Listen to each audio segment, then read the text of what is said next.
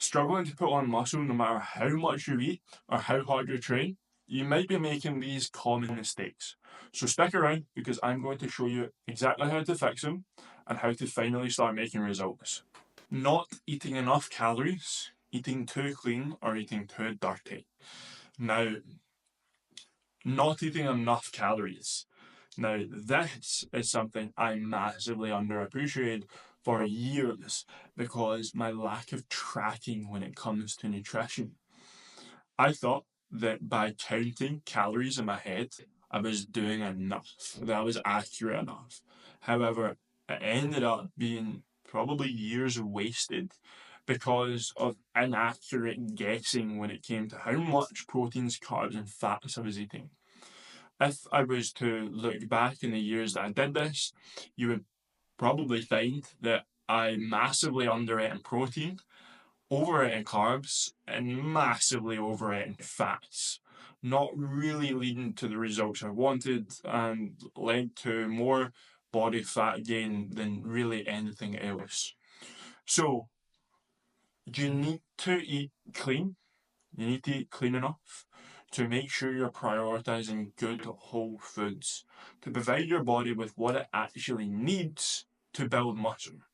However, it does come down to your calories and macros at the end of the day. You really should be eating a high protein diet. Your main fuel source should be carbohydrates because that is what's going to help you recover from your workouts and also put in those intense sessions into the gym with utilizing carbs properly pre and post workout. And then fats, having good quality fats, but keeping them low. So prioritizing the stuff that is really going to be effective in doing so. This make sure that you're not eating highly processed foods that are high in fat and you're not eating too much junk food because your fats are quite low that you can't eat too much junk food. So keeping around a 35% protein, 45% carbs, and 25% fats is really a good strategy because it gives you everything you need to build muscle and making sure that you are eating enough. This is a issue that comes with being a hard gainer. If you are naturally skinny with a fast metabolism, your maintenance calories can feel like it's through the roof. So to eat anything above that tends to be a struggle. If you're like me, where your maintenance calories are above 3,000, so you need to be eating three and a half towards the 4,000 calories to gain weight, then it can feel like a slog to try and put back that much food. However, if this is something that you are investing in and you want to see growth in, it is something that you're going to have to do consistently, not just once a week, not just a week of the year. You're going to have to consistently put back the food. Or not, you're not going to grow. You're avoiding heavy compounds. Now, the best exercises for muscle growth are going to be squats, deadlifts, bench press, the muscles, the exercises that recruit the most amount of muscles. So you'll see online a lot that for optimal muscle growth, you don't need to do your compounds. You can stick to machines and isolation exercises. However, if you are naturally a stick, skinny, you need to work on your thickness and your width.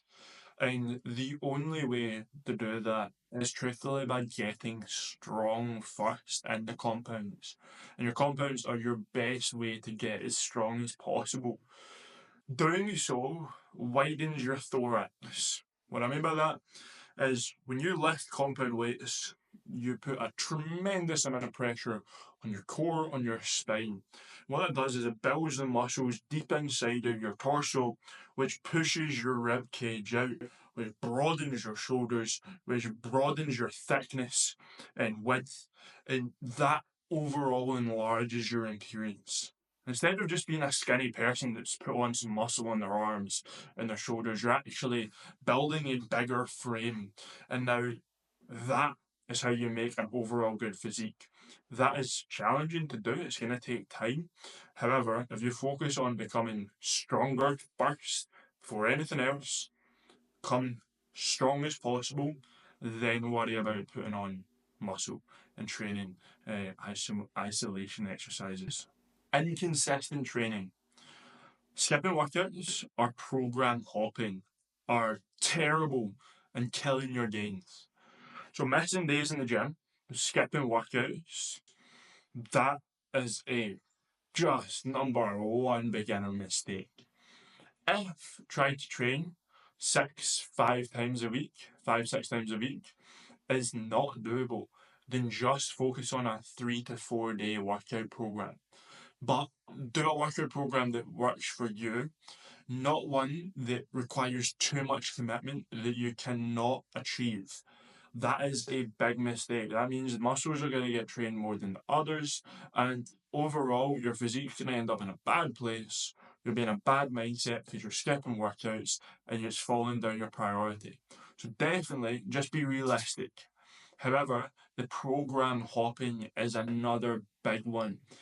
Not sticking to the one workout, to the one program for 8 to 12 weeks, but constantly changing your workouts every time you go in the gym to train push, you just jump on what you want, or you start a workout program, you do it for a couple of weeks and you change. We need consistency. We need consistent progressive overload if we want to give our muscles the environment to grow. We need to be consistent and progressing in weight, progressing in reps, progressing in control, and just rinsing and repeat the basics. Don't try to get fancy, rinse and repeat the basics. Relying on supplements over real food. We want to be getting our fuel source from good quality food majority of the time. We can add supplements only to supplement on top of if we're lacking anything. We do not want the basis of our diet to be made up around fake processed foods. So, what do I mean by that? When we speak about the bioavailability of food, this is how much your body's actually going to use of that food, what is in it, a very simple term and very simple terminologies. However, when we have a steak and we compare that to protein powder, the steak has vitamins, minerals that the protein powder doesn't, and it also comes with the complete amino acid profiles of the protein that we need to use that protein. When you use protein powders, particularly cheap protein powders that are commonly more so used, they don't come with the same bioavailability. You're not getting as much from that 20 grams of protein powder than you are from the 20 grams of protein that you're getting from your steak. It's not a fair comparison because that steak has everything you need. When it comes to taking supplements for vitamins and minerals, you're going to get more benefit from the vitamins and minerals in your whole foods by eating a complex range of foods that are simple, whole ingredient foods, having good fruits and veggies, having good meats, having good fats and carbs, then you're well taking a multivitamin or taking a plethora of vitamins every single day.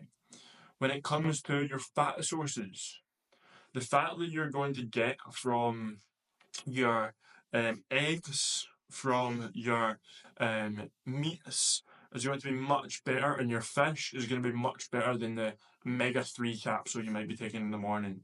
So, if you are lacking any of these areas, if you're lacking vitamin D, because we're in Scotland, we don't get much sunlight, then yes, it can be beneficial to take that. However, we also want to be trying to get increased vitamin D from our food. So try to base your food around good whole food, single ingredients, and only supplement on top if you need to. But the basis is good quality food. And then the last one is the one I'm most guilty for, is neglecting recovery. Not sleeping enough, not managing your stress, not doing enough mobility, flexibility, not letting your body have days of rest throughout the week to recover and grow. This is my biggest regret when it comes to weightlifting and my progress over the last 10 years. I believe that if I improved my sleep earlier on, prioritized getting good quality 8 to 9 hours sleep, I would have grown more muscle. If I manage my stress levels and anxiety levels better through journaling, breath work, reading, meditation, yoga, I would be in a better place than I am now. I currently am facing neck and shoulder pain because of my years of lack of mobility and flexibility drills, which has led to a tight upper back. So, if there was any area I would be curious to see what multiverse version of Cameron did. And if he did these things compared to this version of me, I would be very interested to see what difference our physique and our results look like by just changing these things. I cannot emphasize how important just managing your stress, making sure you sleep, and doing mobility is to your progress. Not just in the gym, but in your productivity and your career success and your financial success and your relationships, to make sure your hormones are balanced and you are actually energized and in a good state of mind, not constantly fighting fatigue. So, thank you for watching. I hope these 5 tips have helped you. I've came from a place of being a hard gainer, a lanky, skinny person before, and now I'm not. And these are some of the biggest lessons that I have learned across my journey. So I hope that you can apply them. And if you want to find out more about my journey, or if you want support on your journey and want to join the Renegade team, then just message me on Instagram at renegade.coaching, and I'm more than happy to have you as part of the team.